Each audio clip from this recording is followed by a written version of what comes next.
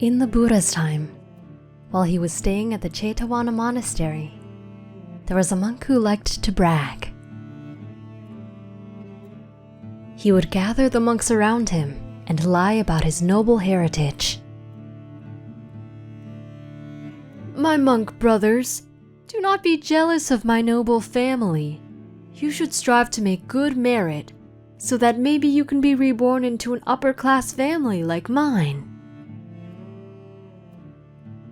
Ah, my monk brothers, there is no end to the amount of gold and silver my family possesses.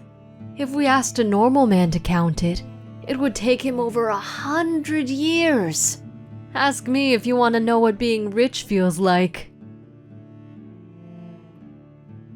Ah, my monk brothers, even our slaves eat expensive rice and fine stews. Even our animals eat hearty meals. Alas, I've joined the Brotherhood and am now subject to this vile fare and garb. Another monk, who was fed up with this monk's bragging, went out to inquire about his family's estate. He found out that everything the monk bragged about was a lie. He presented his findings in the Hall of Truth and spoke about how this monk, in spite of his vows to leave the worldly life and to speak truth, was going about deluding others with his lying boasts. When the Buddha found out the topic, he said that this was not the first time this monk had gone about boasting. He also did so in the past. Upon their request, the Buddha told this story of the past.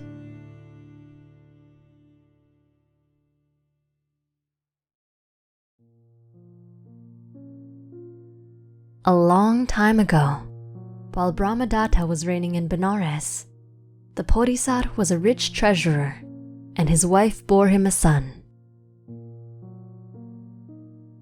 A female slave in his house also gave birth to a boy on the very same day, and the two children grew up together. When the rich man's son was taught to write, the young slave used to go study his young master's tablets and taught himself how to write. Next, the young slave taught himself 2 or 3 crafts and grew up to be a fair-spoken and handsome young man. His name was Katahaka. He was employed as a private secretary. However, he thought, "Because I'm a slave, if I commit the slightest fault, I will be beaten, imprisoned, branded, and punished. On the border there lives a merchant, a friend of the master's. I can go to him with a letter purporting that I come from my master, and after passing myself off as the master's son, marry the merchant's daughter and live happily ever after." And so he wrote a letter. "The bearer of this letter is my son. It would be good for our houses to unite in marriage. I would have you give your daughter to this son of mine and keep the young couple near you for the present. As soon as I can conveniently do so, I will come to you." He sealed the letter with his master's private seal and came to the border merchant's home with a purse full of gold, handsome clothes, and perfumes. He bowed as he stood before the merchant and gave him the letter. "Where do you come from?" "From Benares." "Who is your father?" "The treasurer of Benares." "What brings you here?" "The letter will explain everything." The merchant joyfully gave his daughter to Katahaka, and they were married and lived in style.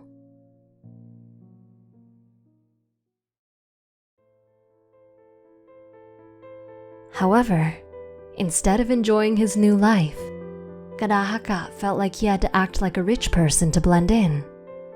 He complained about everything: the clothes, the home, the servants, and the food. One day, the Bodhisattva, missing his slave, said, I don't see Katahaka. Where's he gone? Find him. The Bodhisattva's people searched all over Benares and then found him at the home of the border merchant. Katahaka, however, was not aware. Upon hearing the news, the Bodhisattva said, "That is not good. I will bring him back." News spread that the treasurer was on his way to the border. Hearing the news, Katahaka became desperate and hatched a plan. He knew he was the reason for the treasurer's coming and saw that running away would leave him with nothing.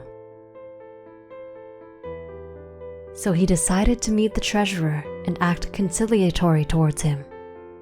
Acting on his plan, he proclaimed loudly that people nowadays did not respect their parents appropriately, that parents serve the children, when in fact the children should serve their parents. He explained to all who would listen that he treated his father not like a son would, but as a slave would. After having sufficiently performed his rhetoric, he told everyone, "My father is coming, so please prepare. I will go and meet him out on the road with a present." Katahaka took a magnificent present and went out with a large retinue to meet the treasurer. He fell to the floor and offered the present. The Bodhisattva took the present in a kindly way, and after setting up a tent for the morning meal, the young man fell at the Bodhisattva's feet and said, "Sir, I will pay you any sum you require, but just please don't expose me." "You will not have to fear exposure at my hands." Katahaka was pleased and dutifully acted as his slave. The Bodhisattva met with the border merchant and, as promised, did not expose the slave. However, the Bodhisattva was disgusted by the trickery and could not bear the sight of Katahaka.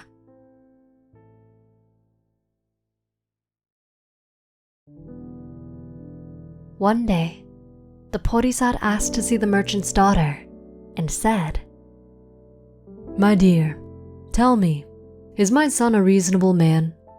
Do you get along with him?"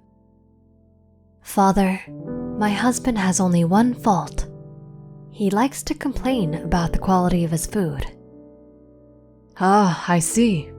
He's always had his faults, my dear. But I will tell you how to stop his tongue. I will tell you a text which you must learn carefully and repeat to your husband when he starts to complain again." And with that, he taught her the lines and set off for Benares. As each day passed, Katahaka felt more and more secure and became more and more confident. One day, his wife ordered a nice dinner, but after the first mouthful, Katahaka began to complain. The merchant's daughter, remembering the treasurer's lesson, repeated the following stanza. "If he is far from home and talks big, back comes the visitor to spoil it all. Come, eat your dinner then, Katahaka." Katahaka was taken aback.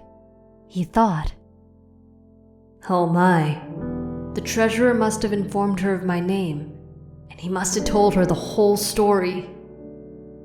From that day forth, he never complained again. Instead, he acted humble and ate whatever she set before him. At the end of the story, the Buddha concluded the Jataka by saying, "Katahaka was the past life of the boastful monk. As for the treasurer of Benares, he was none other than I."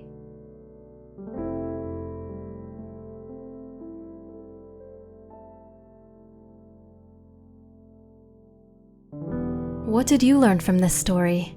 Let us know in the comments. We hope you enjoyed the video. Click like if you did, and click subscribe if you want to see our uploads. and consider making a donation to support our Buddhist animation project.